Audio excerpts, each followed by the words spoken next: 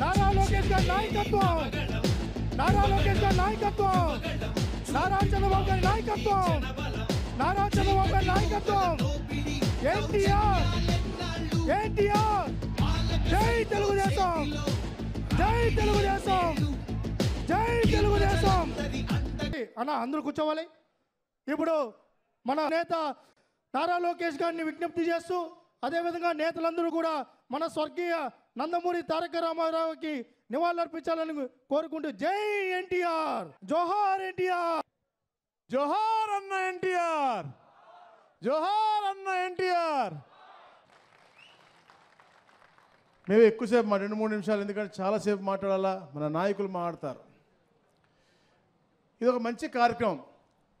ఉన్నటువంటి ప్రతి ఒక్క నియోజకవర్గంలో ఈ కార్యక్రమం అయిన తర్వాత తప్పనిసరిగా ప్రతి వ్యక్తిని కలిసి ఫోటో దిగిన తర్వాతనే నేను వెళ్తాను. మీకు ఆ డౌట్ వద్దు. మనం చూసాం పహల్గామ్లో ఉగ్రవాదులు భారతదేశం భూభాగం పైన వచ్చి సామాన్యుల్ని అతి కిరాతకంగా చంపేశారు. మన ప్రధానమంత్రి గారు అమరావతి కార్యక్రమానికి వచ్చినప్పుడు నేను ప్రధానంగా 2 విషయాలు చెప్పాను. నమో గారు తీసుకునే ఏ నిర్ణయం అయినా మేమందరం మీకు అండగా ఉంటామని చెప్తాం జరిగింది. 2 విషయం కూడా చెప్పా. 1 కాదు 100 పాకిస్తాన్లు వచ్చినా మన దగ్గర ఒక మిసైల్ ఉంది, ఆ మిసైల్ పేరే నమో అని. దాని ఫలితాలు ఈరోజు చూస్తున్నాం. ఒక పక్కన ప్రధానమంత్రి గారు ఒక సాహసోపేతమైన నిర్ణయం తీసుకున్నారు. ఎవరైతే భారతీయులను చంపారో వాళ్ళని వదిలిపెట్టకూడదని నిర్ణయం తీసుకుని మనం కూడా ఈరోజు మన ఆర్మీ సోదరులు దాడులు చేస్తున్నాం. సో ఇక్కడ మిమ్మల్ని అందరినీ ఒక విషయం కోరాలనుకుంటున్నాం. మన జవాన్లకి మనం అండగా నిలబడాలి. వాళ్ళ ప్రాణాలు లెక్క చేయకుండా మన రక్షణ కోసం వాళ్ళు పోరాడుతున్నారు. ఇది ఇంకా కొన్ని రోజులు, కొన్ని నెలల పాటు కూడా ముందరికి వెళ్ళొచ్చు. వాళ్ళకి అండగా నిలబడడానికే ఇక్కడున్న మిమ్మల్ని అందరినీ నేను కోరుతున్నా. నుంచుని పిడికలు బిగించి చేతులు పైకెత్తి వందే మాత్రం, నేను వందే అని చెప్తాను, మాత్రం అని మీరు 3 సార్లు చెప్పాల్సిందిగా మిమ్మల్ని అందరినీ కోరుకుంటున్నాం. వందే మాతరం, వందే మాతరం, వందే మాతరం. ఈ సమావేశం ప్రారంభించిన బోలా శంకరుడు, ఆనాడు ప్రతిపక్షంలో చంద్రబాబు నాయుడు గారిని శాసనసభలో కానివ్వండి, శాసన మండలిలో గ్యాలరీలో కూర్చున్నప్పుడు అవమానించాలని వైకాపా నాయకులు అనుకున్నప్పుడు చంద్రబాబు నాయుడు గారికి అండగా నిలబడి, వాళ్ళు ఎవరన్నా బాబు గారి పైన దాడి చేయాలంటే నన్ను దాటిన తర్వాతనే బాబు గారి దగ్గరికి వెళ్ళండి అని నిలబడి పోరాడిన వ్యక్తి మన బోలా శంకరుడు సత్యప్రసాద్ గారికి. నా జీవితాంతం ఒక వ్యక్తిని నేను తిట్టుకుంటూ ఉంటాను. ఆ వ్యక్తి పేరు పల్లా శ్రీనివాస్ గారు. ఒక పక్కన కూటమి ప్రభుత్వం 94% సీట్లు గెలిచినాయి. 175 స్థానాల్లో 164 స్థానాలు గెలిచినాం. ఇంకో పక్కన మంగళగిరిలో 91,000 పైచీలక ఓట్ల మెజార్టీతో నేను గెలుస్తున్నానని వచ్చింది. చాలా ఉత్సాహపడ్డా. రికార్డు కొట్టామరా ఈసారి అనిపించింది. ఒక్క క్షణం కూడా లేదు అది. మావాడు వచ్చి అంత సీన్ లేదు సార్, పల్లగా రికార్డు కొట్టేశాడు అన్నాడు. అరే పోన్లేరా భయ్, కనీసం నంబర్ 2 వస్తామో అనుకున్నాను. సర్టిఫికేట్ తీసుకుని వెళ్ళా. బయటకు వచ్చే లోపల మా పిఆర్ వచ్చి, సార్ పొరపాటున నంబర్ 2 అంటారు, మీరు ఇప్పుడు నంబర్ 3 అయ్యారు సార్ అన్నారు. అదేమైందబ్బా అంటే భీమిలి నియోజకవర్గం నంబర్ 2 కొట్టేసింది సార్. ఆ రోజు అక్కడి నుంచే నేను పల్లా శ్రీనివాస్ అన్నకు ఫోన్ చేసి, అన్న జీవితాంతం మిమ్మల్ని నేను గుర్తుపెట్టుకుంటా, మిమ్మల్ని వదిలిపెట్టే ప్రసక్తే లేదని చెప్పా. ఆయనలో గొప్పతనం ఉందండి. ఎప్పుడు నవ్వుతూ ఉంటారు, ఎప్పుడు నవ్వుతూనే ఉంటారు.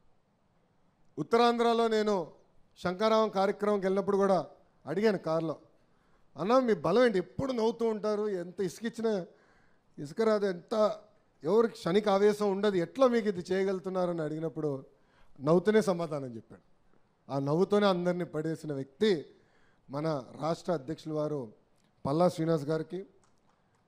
ఇంకో పక్కన ఎన్నికలప్పుడు మనకు అండగా నిలబడి, మనకు సమస్యలు ఉన్నప్పుడు మీకు ఇక్కడ ఉండి నవ్వుతా. ఈరోజు కారులో ఆయన చెప్పారు, పార్లమెంట్లో నాకు ఎన్ని ఫోన్ కాల్స్ వచ్చినాయి, ఒక సత్యవేడులో అన్ని ఫోన్ కాల్స్ వచ్చినాయి సార్ అని చెప్పిన జోనల్ కోఆర్డినేటర్ దీపక్ రెడ్డి గారికి, మన పార్లమెంట్ అధ్యక్షుడు వారు నరసింహ యాదవ్ గారికి, అబ్జర్వర్స్కి వచ్చిన చంద్రశేఖర్ గారికి, శ్రీపతి గారికి నా హృదయపూర్వక నమస్కారాలు తెలుపుకుంటూ, నేను పాదయాత్రలో చెప్పా, పాదయాత్ర తర్వాత కూడా చెప్పాను, అధికారికంగా ఏమైనా కార్యక్రమాలు చేయాలని వచ్చినప్పుడు ముందుగా ఉత్తమ కార్యకర్తల్ని, అదేవిధంగా క్లస్టర్ యూనిట్ బూత్ గ్రామ మండల అధ్యక్షులు కలిసిన తర్వాతనే కార్యక్రమాలు చేపడతానని ఆనాడు హామీ ఇచ్చిన హామీ మేరకు ఈరోజు మీ లోకేష్ మీ ముందర నిలబడుతున్నారు.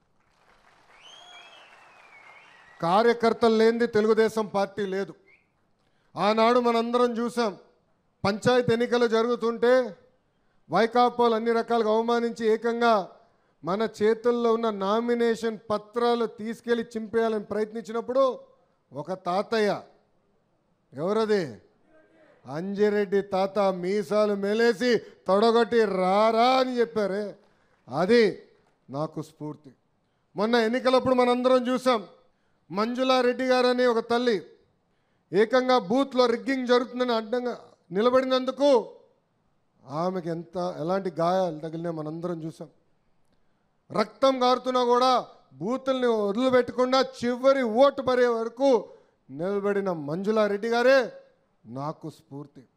పల్నాడులో మళ్ళీ చూసాం, తోట చంద్రయ్య గారు ఫోటోలు మనందరం చూసాం.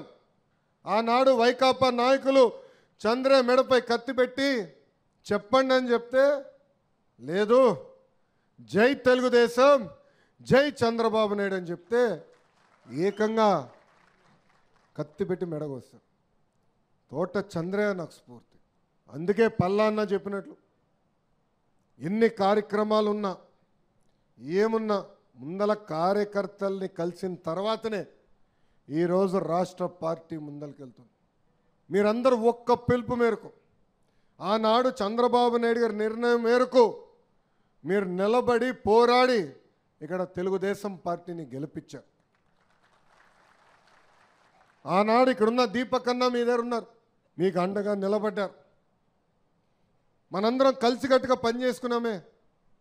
బూత్ దగ్గర నుంచి రాష్ట్ర స్థాయి వరకు ఒక మాట మీద నిలబడం కనుకనే భారతదేశ చరిత్రలో ఎప్పుడు లేని విధంగా 94% సీట్లు మనం కైవసం చేసుకున్నాం. ఎన్నికలు అయిన తర్వాత మనం సభ్యత్వ కార్యక్రమం చేసుకున్నాం. భారతదేశ చరిత్రలో ఏ ప్రాంతీయ పార్టీ చేయని విధంగా 1 కోటి మంది సభ్యులు మనకి సొంతం అయ్యారు. సభ్యత్వం చేసుకున్నాం. ఇప్పుడు కొత్తగా కమిటీలు ఏర్పాటు చేసుకుంటున్నాం. కుటుంబ సాధికార సారథి కానివ్వండి, క్లస్టర్ యూనిట్ బూత్ కమిటీలు ఏర్పాటు చేసుకున్నాం. ముందరికి వెళ్ళాల్సిన అవసరం ఉంది. వేదికమైన ఉన్న అబ్జర్వర్స్ ఆధ్వర్యంలో ఆ కమిటీలు ఏర్పాటు చేస్తాం. ఎవరికి ఎలాంటి సందేహాలు అవసరం లేదు.